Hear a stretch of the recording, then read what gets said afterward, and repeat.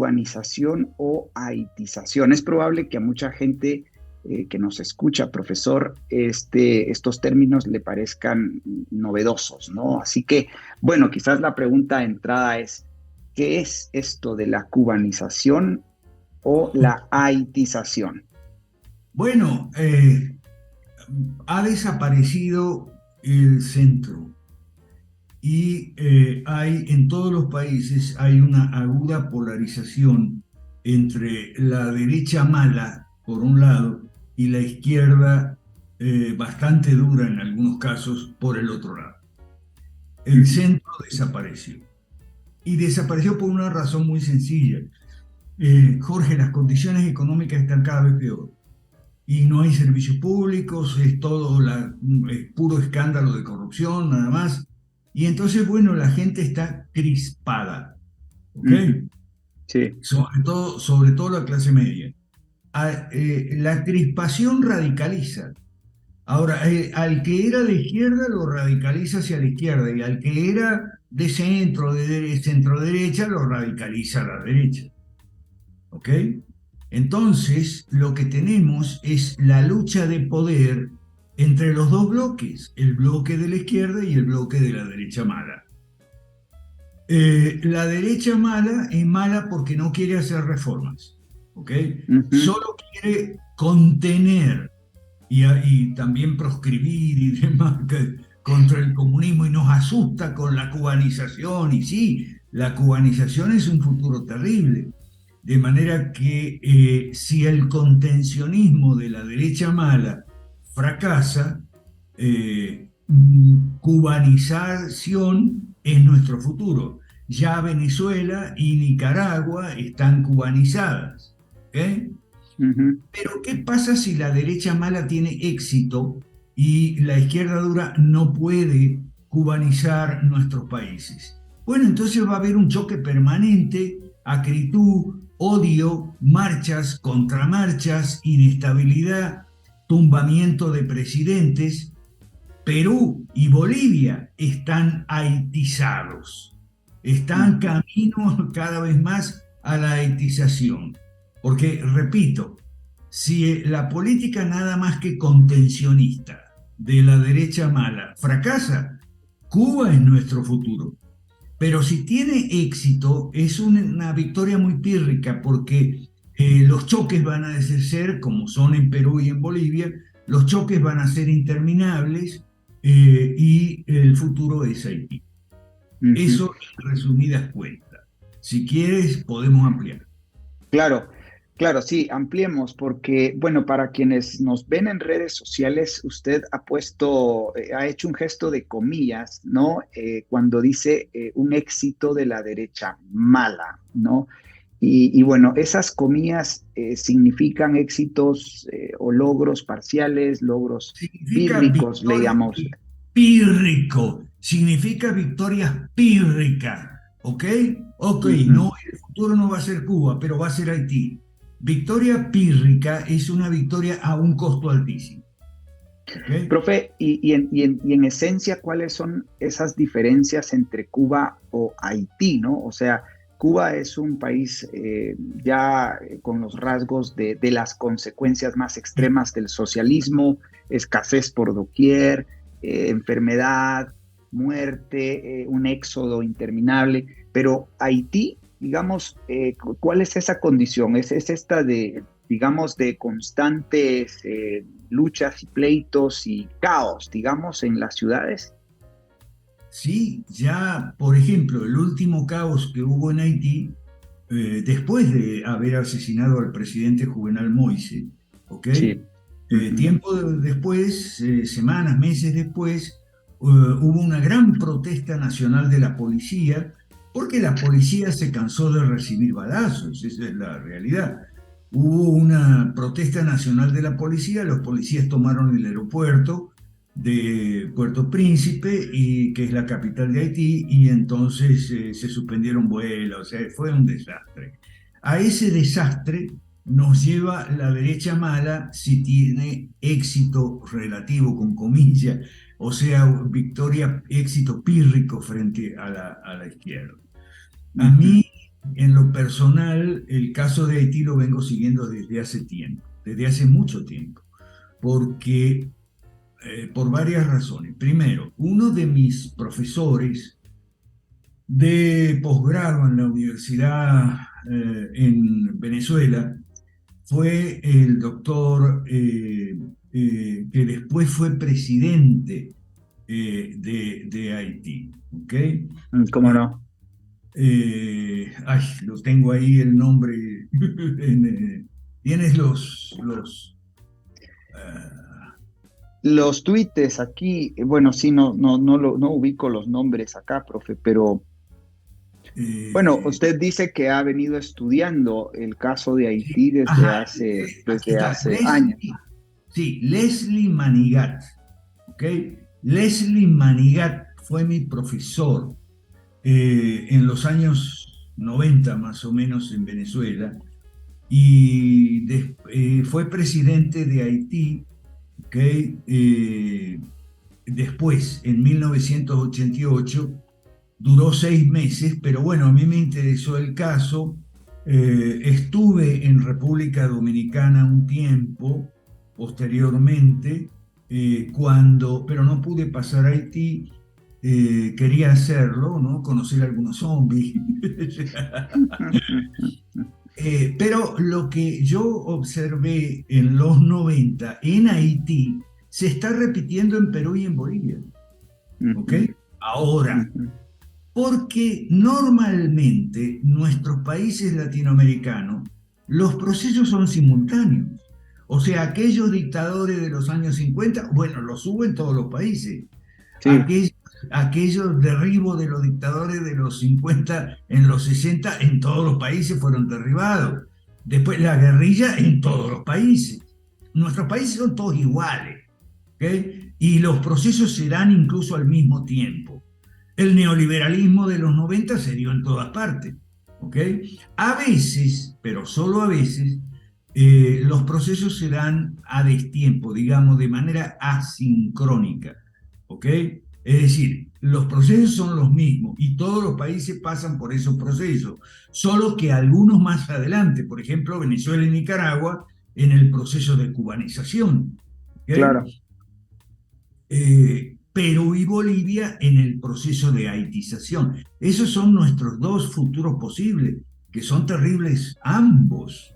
¿Ok? Sí, Entonces, lo que vemos ahora en Perú y Bolivia, ya lo vimos en Haití en los años 90. ¿Ok?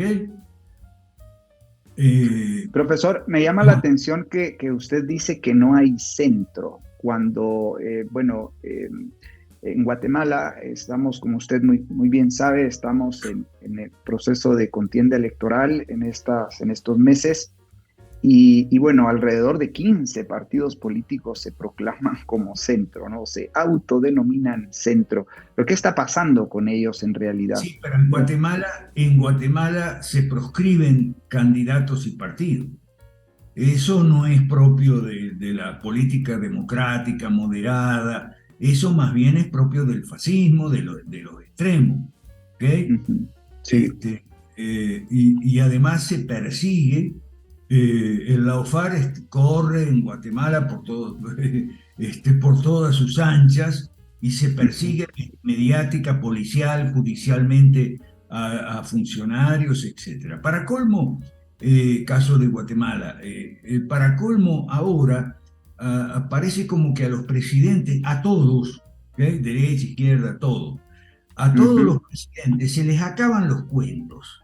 Y entonces, como se les acaban los cuentos, para distraer a la gente, el circo, entonces han empezado a pelearse entre ellos, ¿ok? Como los de Guatemala y Colombia, o el Ujú. de Colombia con el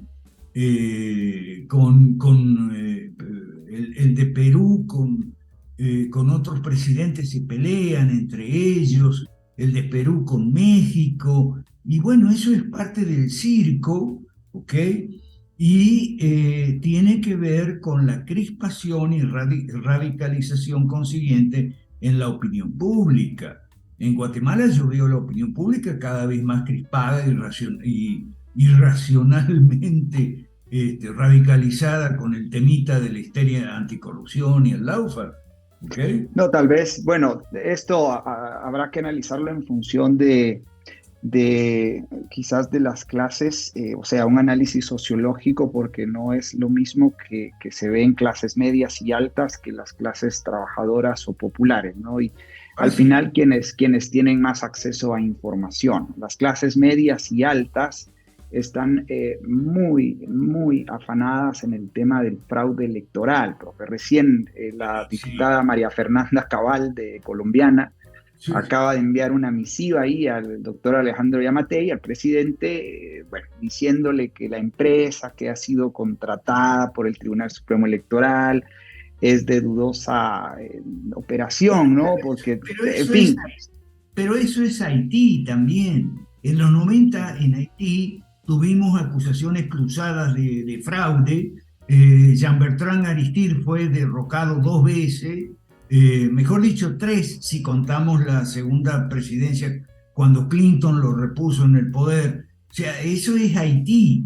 Eso es puro lío, puro bochinche, puro circo. Y si bien la clase popular a la clase popular se le presentan siempre candidatos escogidos por la clase media. Ujú. Candidatos, ¿ok? Es la clase media escoge los candidatos y se los pone a la clase popular y le dice, bueno, elija ahora entre estos candidatos, pero los candidatos los selecciona la clase media.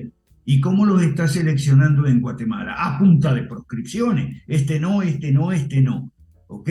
Y entonces Ujú. eso significa que se le impide a la gente decidir por votar libremente. O sea, el burócrata vota en lugar de las personas. Eso no es Sí, democracia. qué Entonces, curioso, sí. No, democracia fallida, democracia fallida hemos tenido en Haití prácticamente desde la caída de Duvalier hijo, que fue cuando la droga empezó a circular por Haití y a hacer paso, Haití también una zona de paso hacia Estados Unidos de la droga, en el caso de Haití venía de Jamaica, ¿ok? Después empezó a venir de los Andes sudamericanos, ¿ok? Como en todas partes. O sea, y la droga tiene mucho que ver en la haitización. Y nosotros tenemos aquí que mientras supuestamente la pandemia ha detenido el crecimiento de la agricultura, el comercio, la industria, el transporte, las ujú. actividades económicas lícitas, llamémosle, entre comillas, ¿ok? Y ha crecido las actividades económicas ilícitas. O sea, ¿qué exporta América Latina? América Latina exporta droga, vamos a estar claros. Exporta a Estados Unidos y a Europa. Y eso ya es Haití. ¿Okay? Es una parte de lo que es el proceso de haitización. ¿Okay? Eh, Hace poco surgieron los guacamayalics. En los guacamayalics sí, usted puede ver, al igual que en los papeles de Pandora y en el escándalo de Brecht, usted puede ver las complicidades entre policías, militares y políticos, complicidades con el narco, ¿ok? O sea, la narcoindustria se ha descentralizado y se maneja con franquicias, ¿ok? Hoy en día como franquicias al estilo Burger King o al estilo Coronel Sanders, el pollo frito, ¿ok? Se maneja con franquicia. Hoy en día no hay un Chapo Guzmán, ¿ok? Al frente de un cártel grande como el cártel fue mexicano, o antes todavía un Pablo Escobar Gaviria al frente del cártel de Medellín. En estos momentos no hay, no me sorprende que surja en los próximos años alguno, pero de momento el negocio de la droga está descentralizado, se maneja con franquicias, y eso somos en América Latina. O sea, mientras no se hagan reformas. Ahora, como la derecha mala no quiere hacer reformas, bueno, lo que puede hacer es intentar contener al comunismo, digamos, a la izquierda dura, pero como digo, a lo más puede aspirar a que la izquierda dura no arme su estructura monopólica de poder. O sea, voy a decirte algo que me van a entender probablemente muchos de los anarcocapitalistas que te escuchan y escuchan Libertópolis.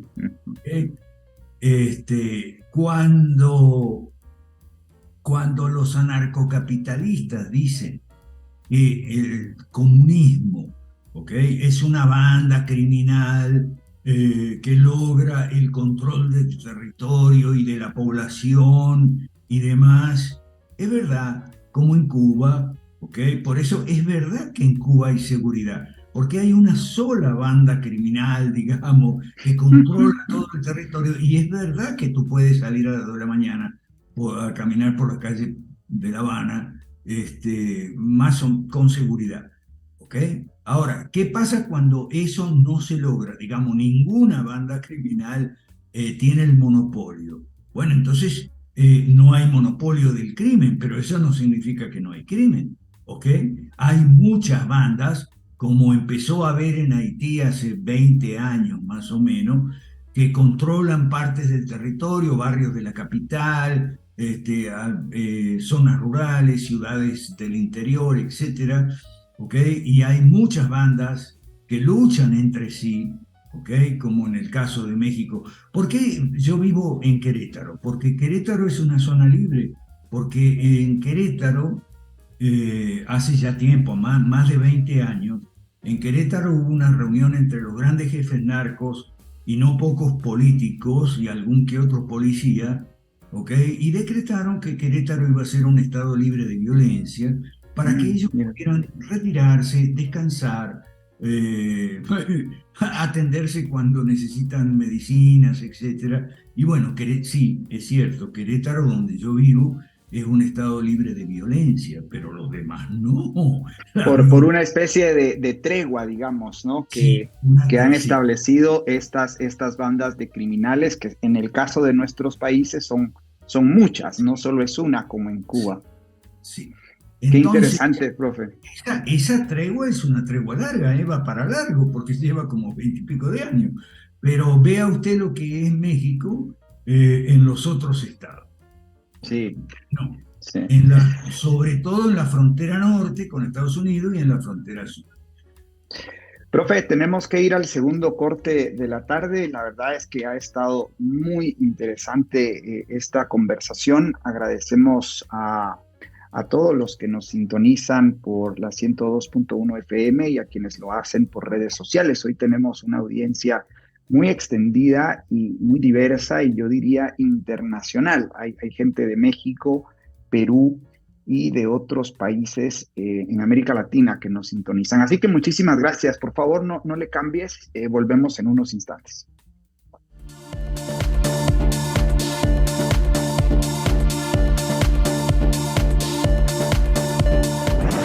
Sigue en sintonía de Libertópolis. El valor de la verdad. En casa y no sabes qué cocinar, nuevo San Martín Market con productos congelados listos para preparar en casa. Pupusas, lasañas, kit de tacos, pizzas y más. Pídelos al 2215-1515 o por www.sanmartinbakery.com. Suscríbete a la Liga de los Liberhéroes para apoyar a dar la batalla de las ideas y disfruta de los beneficios que gozan los miembros, entre los que se incluyen conferencias, webinars y clubes de lectura. Suscríbete a la Liga de los Liberhéroes. Libertópolis.com. El valor de la verdad. Oda a Rachmaninoff, con la pianista Lucille Chung y la Orquesta Festival. Héctor Guzmán, director invitado. Escucha el concierto número 2 de Rachmaninoff, obras de Wagner y Schubert y el tema de la película Pídele al tiempo que vuelva. Sábado 4 de marzo del 2023, 5 p.m. Boletos en conciertos.ufm.edu. Un concierto del Festival Internacional Bravísimo de la Universidad Francisco Marroquín. ¡Qué bolsona de señorial compré! En la tienda de la esquina la encontré. ¡Ulurún! ¡Qué bolsona de señorial compré! En la tienda de la esquina la encontré. ¡Qué montón de producto tiene! La bolsona de señorial y solo 2 quetzalitos pagué. Pide a tu tendero las 4 nuevas bolsonas de señorial. ¡Ulurún! ¡Qué montón de producto tiene cada una para darle sabor a tu antojo! ¡Qué montón de producto tiene! La bolsona de señorial. Solo 2 quetzalitos pagué. ¡Ulurún! Libertópolis. Los mejores análisis desde 2009. Sigue en sintonía de Libertópolis. El valor de la verdad. Libertópolis. El valor de la verdad.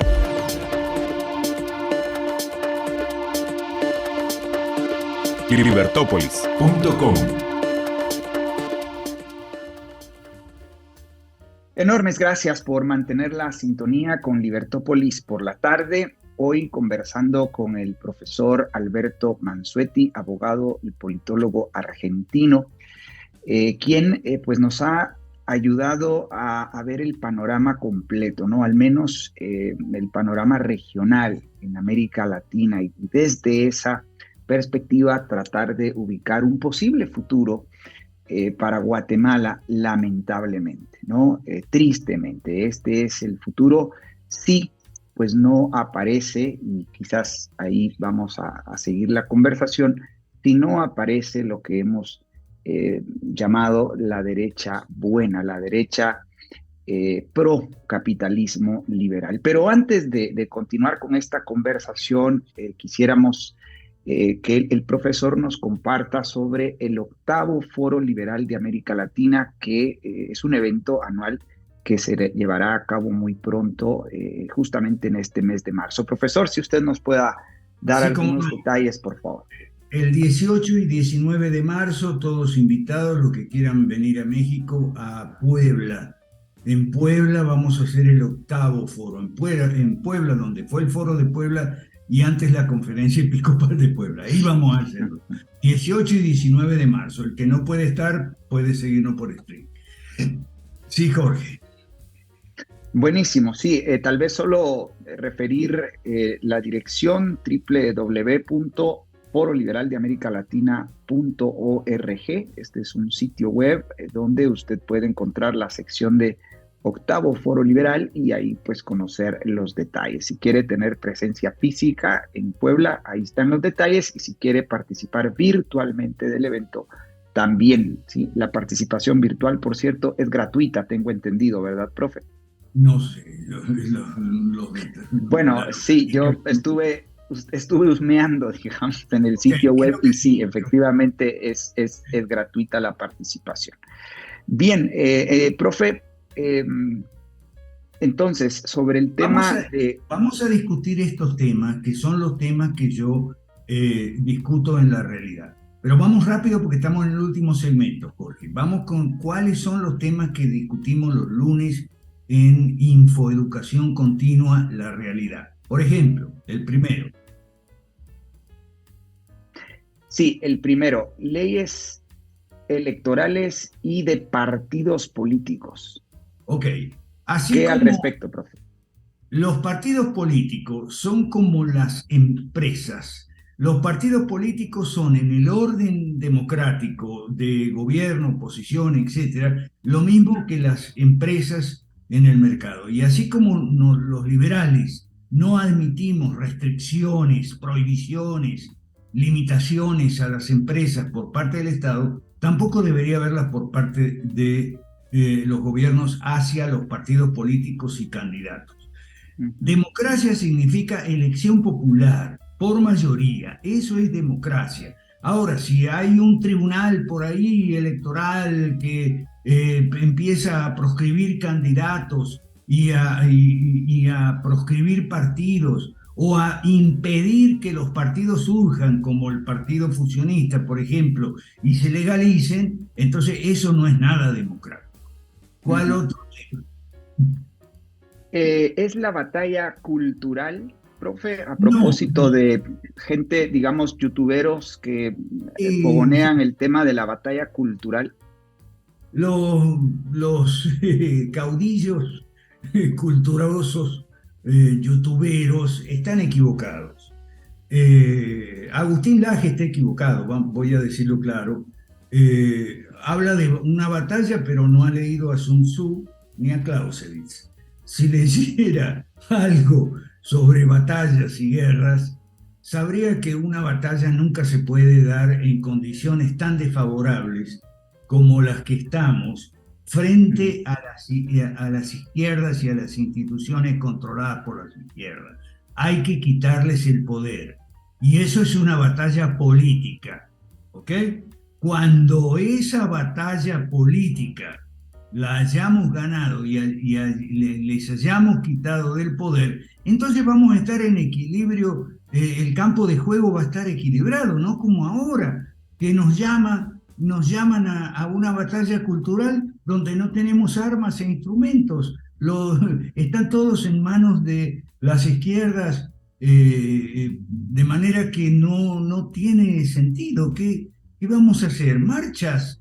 Bueno, en Argentina se pasaron tiempo en la batalla cultural y haciendo marchas muy numerosas de gente que salió a la calle a defender la vida, el matrimonio, la familia, la sexualidad normal y demás. Y sin embargo pasaron todas las leyes, aborto, ideología de género, pasaron por el Congreso, porque ellos tienen la sartén por el mango. ¿Ok? Hay que quitarles la sartén por el mango y para eso tenemos que avanzar con nuestros partidos, derogar las leyes malas, impulsar las 5 reformas y ahí vamos a poder librar una batalla cultural, ¿ok? En condiciones equilibradas, ¿ok? Claro. No vamos a ir en condiciones de un desequilibrio total y absoluto en contra nuestro y a favor de ellos como tenemos ahora. Entonces, hablar de una batalla en esas condiciones es ignorar lo que es una batalla.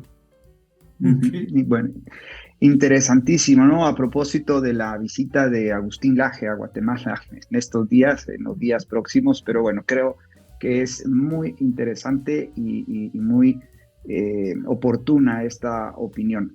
Profe, otro de los temas que conversamos en este programa infoeducativo que se llama La Realidad y que pueden buscar ustedes en el sitio web del profesor albertomansueti.org para quienes estén interesados, ahí está todo el detalle, pues es un programa de formación continua que tiene un costo, dicho sea de paso, pero que tienen ustedes acceso a materiales, a lecturas y al análisis de manera bastante profesional y basada en ciencia política. Profe, ante esta coyuntura en países como Argentina, Paraguay y Guatemala, que son años electorales, ¿qué herramienta tenemos aquellos que estamos conscientes de que básicamente en las papeletas hay más de lo mismo, ¿sí? Más de lo mismo, izquierda dura, izquierda demócrata y derecha mala, en el mejor de los casos, un centro que tiende a la izquierda? ¿Cuál es la alternativa, ¿no? Y por qué, digamos, en este caso, el voto nulo, el voto en blanco pueden ser esa alternativa? Claro, esas son las alternativas. Cuando los candidatos son todos malos y además todos iguales o muy parecidos, ¿a qué vas a ir a votar? ¿Ok? O sea, ayer mismo estuvieron aquí unos hermanos cristianos evangélicos, ¿no? Hay que ir a votar. Y entonces yo hablé del voto nulo y el voto en blanco y de la abstención que nosotros acompañamos. Y me dicen, ¿y dónde está en la Biblia eso? ¿Dónde está en la Biblia? Entonces les callé la boca con mi respuesta que fue, y dime dónde está en la Biblia que hay que ir a votar.